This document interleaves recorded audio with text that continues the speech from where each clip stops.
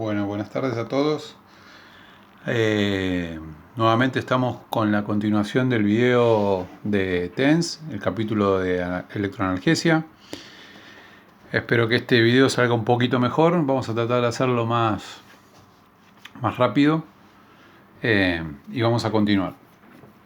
Habíamos quedado que teníamos tres tipos de TENS, ¿sí? Habíamos visto el High TENS y ahora vamos a continuar con el Low Tense, ¿sí? Bien, como vimos, cada tipo de tense tiene una determinada frecuencia, un determinado pulso, una duración y una intensidad, o sea, la dosis es diferente, ¿bien? Entonces vamos a tener en cuenta que con el high tense teníamos una frecuencia alta para lo que en realidad es una frecuencia baja, ¿no? Ya lo habíamos hablado eso, que alta frecuencia sería onda corta u otro tipo de corrientes. Se le llama alta frecuencia, pero en realidad estamos hablando entre 80 y 100 Hz. Aquí la frecuencia es baja, de 1 a 4 Hz. El pulso es el pulso que viene determinado por el equipo. La forma del pulso puede ser rectangular, sinusoidal, de varias formas. La duración del pulso, aquí cambia, es entre 150 y 300 microsegundos. Y la intensidad del estímulo, vamos a ver que es un nivel motor y un nivel de sensación, algo como parecido a las cosquillas o un poco de picazón. Después vamos a ver por qué sucede esto, por qué se estimula con un nivel motor. Bien, esto que estoy describiendo acá al principio sería como la dosis que utilizamos en el paciente, ¿verdad? Entonces, el mecanismo principal de la analgesia en este tipo de TENS es la liberación de opiáceos endógenos, ¿sí? Aquí vamos a estimular a través de determinadas fibras que se van a activar, vamos a estimular el sistema de la analgesia endógeno.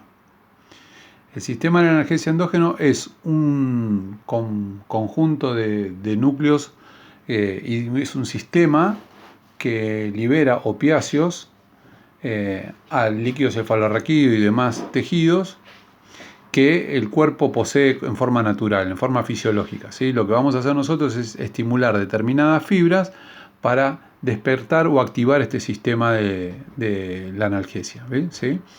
Entonces, como dijimos que en high tense estimulábamos a las fibras A beta, en este caso vamos a estimular tres tipos de fibra, que son las fibras A delta y C y la fibra alfa. Entonces, sabemos que A delta y C son las fibras que llevan dolor y las fibras alfa son las que generan la contracción muscular. Entonces, a estos tres tipos de fibra vamos a estimular, por tanto lo que va a sentir la persona es una contracción muscular y va a sentir una leve picazón producto de la estimulación de las otras fibras, ¿sí? Entonces, aquí estaba lo que les estaba diciendo recién.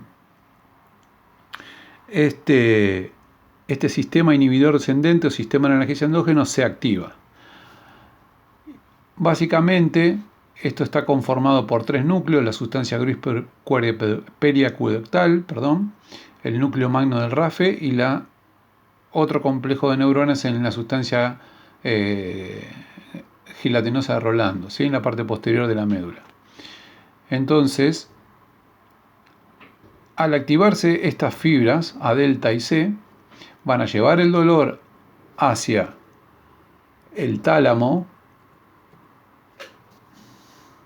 haciendo relevo aquí finalmente y terminando en la corteza para hacerse consciente el dolor.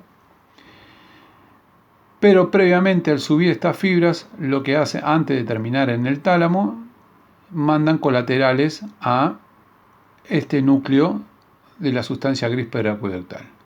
Estimulando ese núcleo se produce una cascada de endorfinas y encefalinas que se liberan y terminan actuando en la parte posterior de la médula, la sustancia gris, ¿sí? Entonces, principalmente lo que sucede es que al liberarse estas endorfinas, la liberación de estas endorfinas produce el bloqueo de la transmisión del dolor. Entonces, de esa forma se produce el mecanismo de la analgesia. Hay un bloqueo en los canales de las membranas y se inhibe, ¿sí?, la membrana presináptica y postsináptica de las fibras A delta y C. Otros autores como Lou Reed y Robertson dicen que hay fibras A delta que al transmitir el impulso genera colaterales que inhiben a la fibra C. Además de esto, se produce la activación del sistema inhibidor ascendente, resultando, como dijimos, en la liberación de encefalinas y endorfinas. Esto produce el bloqueo de la transmisión del dolor, ¿sí? Habíamos visto que en el high tense se producía una analgesia, en forma rápida, ¿sí? Aquí la analgesia es de tardía aparición, aproximadamente 20, 30, 40 minutos después de iniciada la sesión, y su efecto se prolonga un poco más de horas, hasta 6 u 8 horas. Entonces, en cuanto a la dosificación, que era lo que estábamos hablando antes, vamos a tener que la persona va a tener que sentir un nivel motor y un nivel de picazón. Esto significa que al estimular las fibras alfa, yo tengo que ver la contracción muscular en el músculo. Y la persona me va a remitir que siente una leve picazón. El tiempo de estimulación no menos de 30 a 45 minutos. Es importante tener en cuenta que la persona no tiene que tener molestias ni signos de fatiga. Entonces, eso es lo que voy a tener que tener en cuenta, ¿verdad? ¿Cómo colocamos los electrodos? En el anterior teníamos varias formas de colocación. En este vamos a colocar el electrodo sobre el músculo. Por eso vamos a tener un nivel de contracción muscular. ¿Y en qué músculo? Vamos a poner un ejemplo. Si, por ejemplo, me duele la rodilla y es una patología crónica, como está indicado generalmente para dolores crónicos y profundos, yo voy a tener que colocar los electrodos en un músculo referente a la misma metámera que origina el dolor. Por ejemplo, la rodilla normalmente está inervada por un nivel neurológico L2, L3, L4. Entonces voy a tener que elegir un músculo que esté inervado por ese nivel. Puede ser el cuádriceps, puede ser el aductor, depende cómo lo quiera utilizar. Pero recuerden siempre que la estimulación va a ser sobre los electrodos se colocan sobre el músculo, ¿sí? Bien.